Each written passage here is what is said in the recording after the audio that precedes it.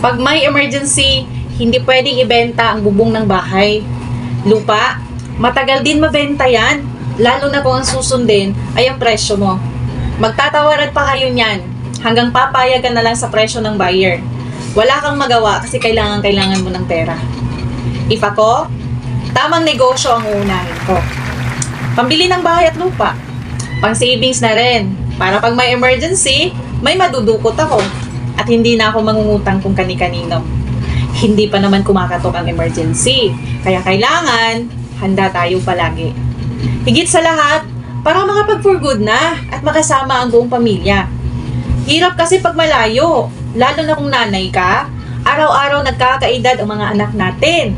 Ang tanong, nasusubaybayan ba natin ang paglaki nila? Napakahalaga ng oras, kapatid, lalo na kung OFW ka at malayo ka sa pamilya mo.